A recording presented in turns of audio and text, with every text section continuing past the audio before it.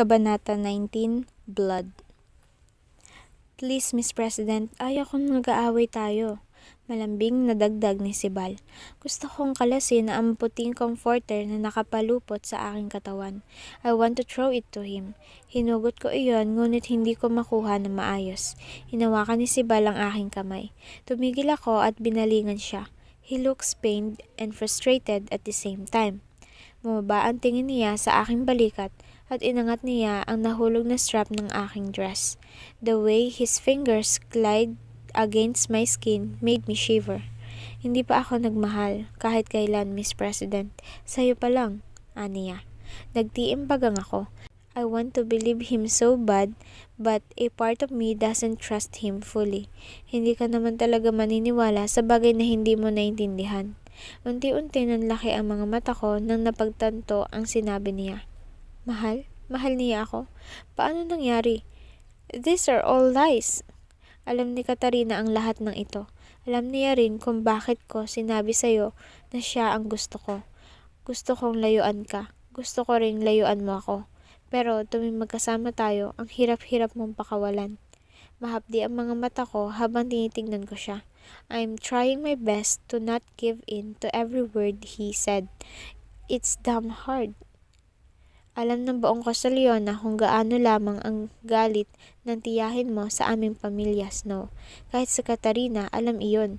Gusto niya akong tulungan sa pamamagitan ng pagpapalayo sa'yo. Lalo na ngayong pauwi na si Madam. This is why she's doing this. How dare your girl compare me to what Tita Mariam is doing, Sibal? Hindi ako kabit. Hindi ko kailanman. Nilagay niya ang kanya noo sa aking balikat. Gustuhin ko mang lumayo ay natatakot naman akong babagsak siya sa aking dibdib kung nangyari iyon. You are my girl. At hindi ka magiging katulad ng tiyahin mo. Aniya. Parang kinukurot ang puso ko sa mga sinabi niya. Hindi ako makapagsalita. Nag-concentrate na lamang ako sa pagpipigil sa mga luhan nagbabadyang tumulo. I'm in love with you, Miss President. Bulong ni Sibal. Marahan akong pumikit habang dinadama ang mababa niyang hininga sa aking balikat. Ikaw lang ang pipiliin ko. Ikaw lang ang gugustuhin ko, aniya. Really? Now my voice sounds more hopeful than sarcastic. Tumango siya kahit na nakahilig pa rin ang kanya noo sa aking balikat. Hinawakan ko ang pisngi ni Sibal at inangat ko ng bahagya. His head rose and then we stared at each other's eyes. Siniil ko ng halik ang kanyang labi, tasting every corner of it, enjoying it like it's my favorite dessert. He kissed me back too. Ngayon ay pinapantayan ang gawa kong halik. When his tongue entered my mouth, nilagpasan niya pa ang init na handog ng halik ko. My head spinned like mad. My concept of time and space got wrapped. My bones seemed to melt when his hand held my head back. Inilalayo niya iyon sa kanyang muka, dahilan kung bakit mas lalo lang akong nabitin. My body lit up like a torch. Halos hindi ako makahinga. Enough, Snow, bulong niya at tumigil ulit sa paghahalik. Hinaplos niya ang aking buhok sa taas ng batok. Ang isang kamay niya ay nakahawak sa aking baywang. Lumuhod ako at bahagyang lumapit sa kanya para mawala ang espasyo sa aming gitna. Hinuli ko ang iniilag niyang labi at nang nagawa ko iyong halikan ay nanatili siyang estatwa at nakadilat ang mga mata. You said you liked me, that you loved me, I whispered. Oo, Miss President, aniya. Why can't you kiss back? I hate to sound like I'm begging. Hindi ganoon ang gusto kong mangyari sa atin, he half-heartedly said. Pinasadahan ko ng daliri ang aking buhok. Umangat ang mga mata niya sa pagbagsak ng aking buhok, pagkatapos ay sa aking labi. Why, am I not attractive to you, Sibal? Do I really look too young? Malungkot kong sinabi. Pumikit siya ng mariin. Para bang ang sakit-sakit sa kanya nang sinabi ko. Nang dumilat siya, ay ginawaran niya ako ng nagbabagang halik. Halos mapahiga ako sa pagkakadaga niya sa akin. Halos bumigay ako dahil sa pag-atake niya sa aking labi. I'll lose all my damn control, Miss President. Ayaw ko mangyari iyon. He whispered and then kissed me again. Pinaglandas ko ang aking mga palad sa kanyang katawan.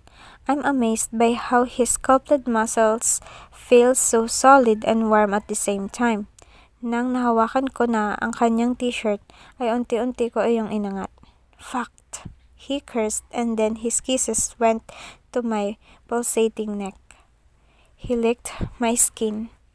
I tipped my head to one side so I can give him access to it.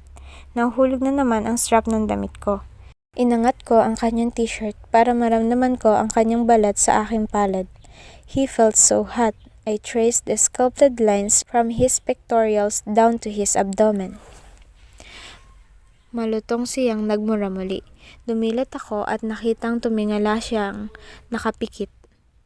His eyebrows meeting in frustration. Bumaba ang tingin ko sa aking damit at nakita kong halos subad na ang botones ng aking spaghetti blouse. My bra is already showing. Sibal. I couldn't recognize my own voice, but I tried to kiss him again. Dinungaw niya ako gamit ang nag-aalab na mga mata. Burning lust and adoration are embedded in his eyes. I can't help but get lost in them.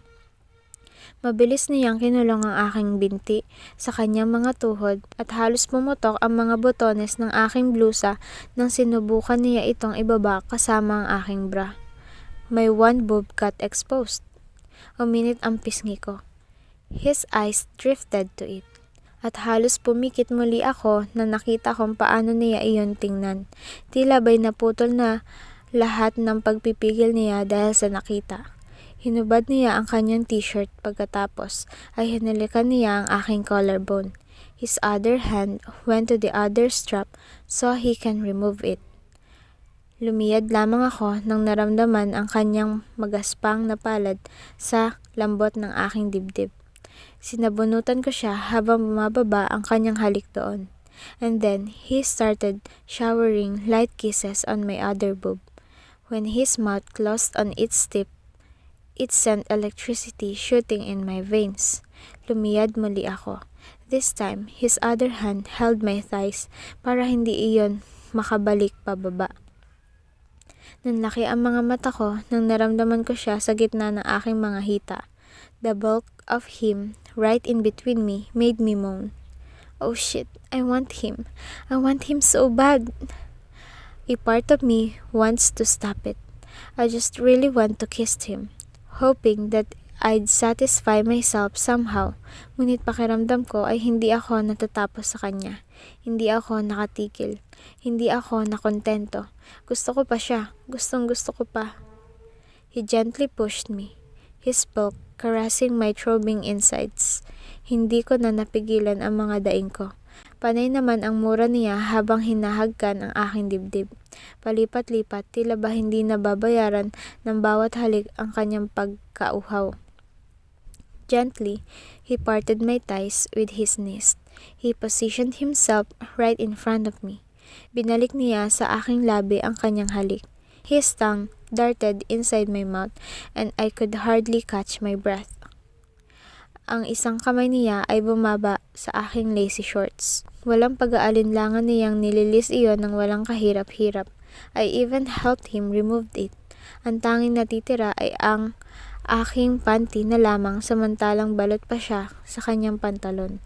Parang may sariling isip ang aking kamay. Instinctively, it reached for him below. The bulk I'm feeling between my thighs is on my palm now.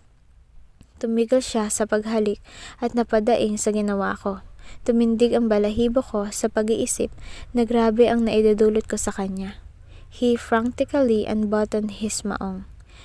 Tutulong sana ako, ngunit nanginginig ang kamay ko habang sinusubukan. With a swift movement, he removed his pants and now he's just in his boxers in front of me. Muli ay inangkin niya ang aking bibig. Wala akong pinagkait sa kanya. I fully gave in to him without thinking about time, space, reason, or anything at all. It's just going to be me and Sibal right now. Miss President, please tell me you love me too, na hindi ito laro sa'yo. Aniya at binaba ang kamay sa aking panty. I can't even draw a breath properly. How can I say what he wants to hear then? Lalo na noong naramdaman ko ang kanyang daliri sa gitna ng aking hita. Kahit na may namamagitang tela, ay para na akong kinukuryente. My gosh, Asibal, what game are you fucking? Hindi ko matapos dahil paulit-ulit niyang hinaplos ang gitna. How can he say that I'm playing when my panty is obviously soaking wet? Damn it. Sibal. Sinabunutan ko siya, lalo na nang naramdaman ko ang pagbaba niya sa aking panty. He gently massaged the throbbing folds. Hindi ko na mahabol ang sarili kong hininga dahil sa ginagawa niya. I can't help but join the rhythm of his fingers. He kissed me too, his tongue gently following the same rhythm his finger is doing to me. Please, I can't help but beg. A finger slid inside of me. Halos umiwas ako sa kanyang halik nang naramdaman ko iyon. It stings, damn it. I can feel how wet his fingers were as it gently went in and out of me. Mas lalo lamang akong nabaliw sa ginawa niya. Imbes na ipatigil siya, ay sinabayan ko pa iyon. The deep-seated hunger inside of me went to the verge of explosion. His lips grazed the pulse on my throat while his fingers continued doing his thing. And then, when I felt him rub the convex of my folds, I screamed and stopped because of a powerful foreign sensation. I moaned as the power spiraled down. Nang tumigil iyon ay nanghina ako ng husto, halos na manhid. Nagpatuloy siya sa paghalik sa akin.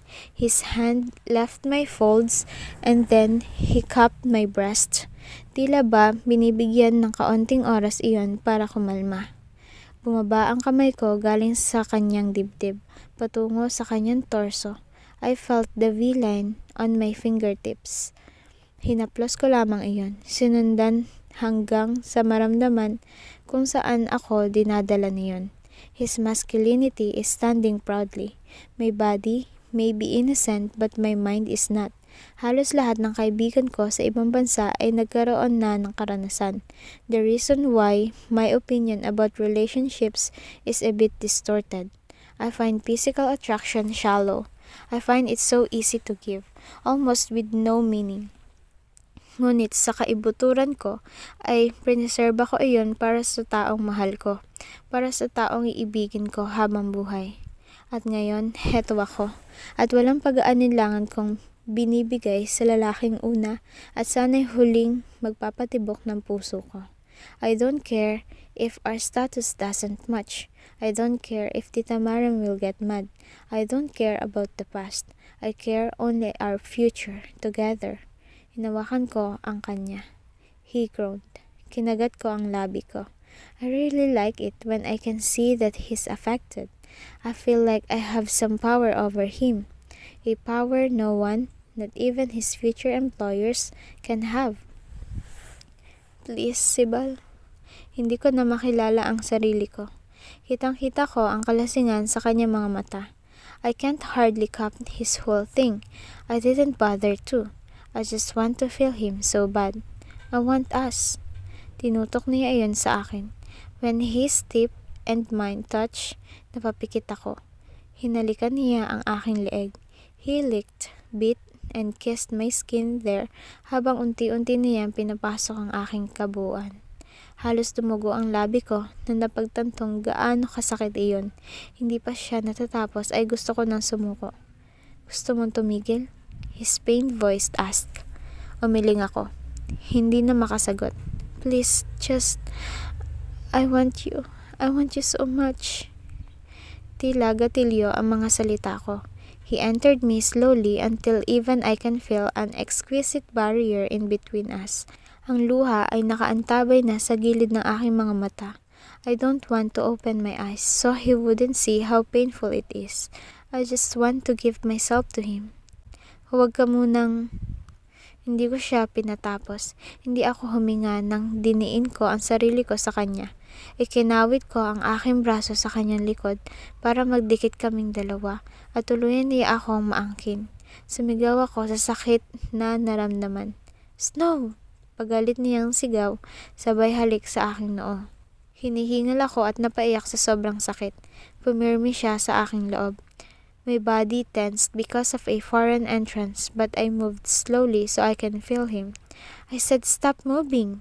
Pagalit niyang sinabi sabay hawak sa aking baywang. Dahan-dahan akong gumalaw, feeling all the pain and the tenderness inside. I can't wait for my body to finally be familiar of him. But right now, all I can feel is pain. Will I ever be familiar? Damn it. Snow! Sigaw niyang muli. Sibal, please. Gustong gusto ko to. I moaned. Shit! Sigaw niya sabay hawak sa aking baywang. Huwag ka magsalita ng ganyan. I grated against him, never minding the pain. Malutong na mura ulit ang inabot bago niya hinawakan muli ang aking baywang. Pinirmi niya iyon. Dumilat ako at nakita ko siyang tumingala. His Adam's apple protruded and then he started moving steady. It's so painful. Halos hindi ako humihinga sa bawat labas-pasok niya. But I teased him still. Sinalubong ko ang bawat balik niya. Nagmura ulit siya. Please, I can't. Halos maiyak ako. I want more. Isa pang mura at pumosisyon siya ng mabuti sa aking gitna. Pagkatapos ay biglang bumilis at mas lalong dumiin ang bawat pasok niya. Uminit ako sa sakit at fulfillment na pinaghalo until I heard him groan. He stopped for a moment and then suddenly he left me. He closed my legs. Lumayo siyang bahagya at narinig kong muli ang malutong niyang mura. Pinalis ko ang luha sa aking mga mata at pinagmasdan siyang mapupungay ang mga matang nakatingin sa akin. Huwag mo nang ulitin iyon. Nangihina niya sinabi at marahan akong dinaganan. Hinalikan niya ang aking noo, ang aking ilong, ang aking labi. Pumikit ako at nangihinang hinilig na mabuti ang ulo sa unan. Are you sleepy? He asked. Tumango lamang ako. Linisin ko muna ang kama mo. There's blood in it, Snow. Bulong niya. Dumilat ako at mata niya agad ang nakita ko. He smiled weakly. Huwag mo nang ulitin iyon. Hindi ako makakapagpigil pagdating sa'yo. Aniya at nilagay ang kanyang mukha sa aking leeg.